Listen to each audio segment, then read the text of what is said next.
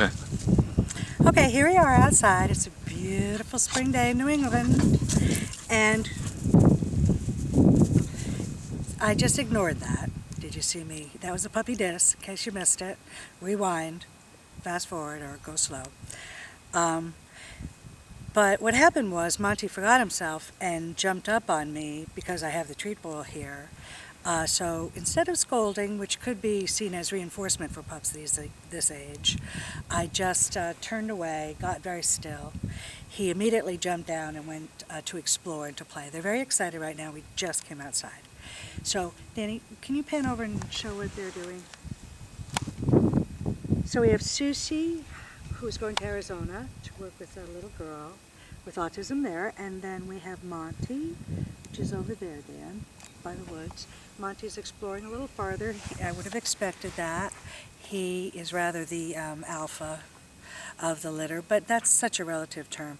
This is such a soft litter that the alpha would appear very soft next to a breed that was more dominant. I'm breeding a rather submissive line.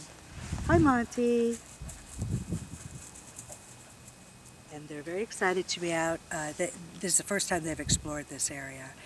They're not going to go very far. Danny, show where they are right now. That's about their periphery, because they know they're toast if they're lost. And if I wanted them to come inside the house, in fact, you want to do that as an experiment, Dan? I'm just going to pretend to go inside and see what the pups do, okay?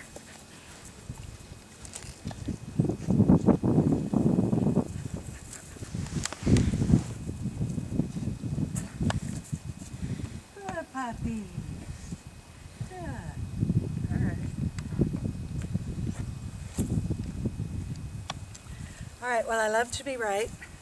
And there you see I was, that they're keeping their eye on me. They're 4 months old. 2 months from now, if I go outside, oh, look, they're exploring that boundary now. It'll be just like this giant circle around us. And as you see, I've designed the property. The house is nothing to look at, but I do have a really nice piece of land that has a lot of flat surface so that I can take pups like this out and teach them about boundaries and recall. Pups, good boy. Monty, sit. Good boy. Very nice. So every experience of recall is fun, like this. And if he wants to stick around, I'll give him reinforcement for that. That's not a bad thing. But I'm not going to force him because this is a spring day, one of his first time here. He deserves to explore. I would want a dog to want to explore because a happy dog is a dog that can share the skills that we'll teach to a child because they're getting their needs met. And so we can't approach this work like it's all about the child's needs, and certainly not all about the parents' needs. But it's a dynamic between all three. We have to give dogs their due as well. Now we've got the treat bowl, but really they want our praise more than they want their kibble. Right now they're getting ready, I think, to do their business. And this is according to schedule. If you feed dogs at a certain time and then have structured playtime and rest, you can predict them to a certain extent, their schedules. And better go now is a great command.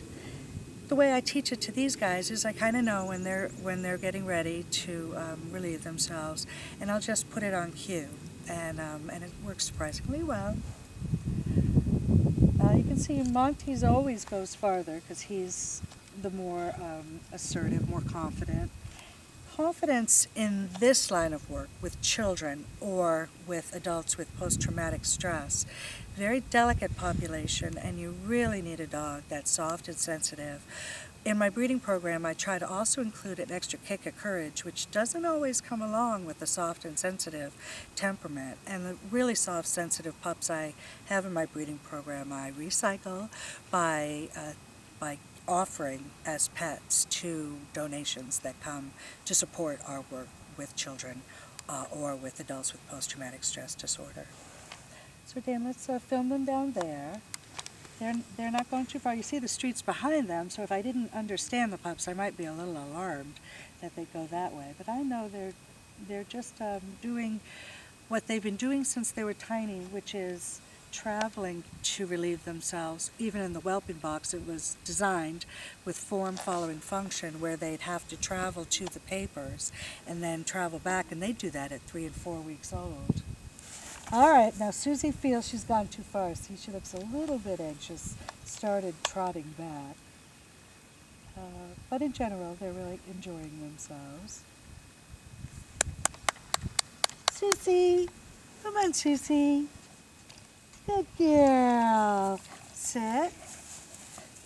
Okay, come on. That's a good girl. Sit. Good. I didn't correct Susie for not sitting. Sit. Sit. But Monty is sure a good role model. And I really believe that puppies observe, learn from their observations. And sit. Sit. Good. That's a good girl. And that's a good stay. Stay's a hard one to teach because it's not really tangible. It just means keep doing what you're doing, keep doing what you're doing. But they even understand that. It's the tone of voice. You stretch your vowels out. And then she just stays because he's staying. Good boy. And you're a good girl too. So these are 4-month-old pups that are doing very, very well. By 4 months, the dogs should have all their shots, and they are looking forward to the next level of training, higher expectations. They'll start to go out in public with their North Star vests that, as you might imagine, they get a lot of attention there, which is awesome. And then we use them as tools to educate. We socialize them to people. We socialize the people to the challenges that our children face in the form of education. And it's just a win-win-win situation. All right, well, I'll touch base again when they're about 6 months old and ready to begin their next level of training, which is public access.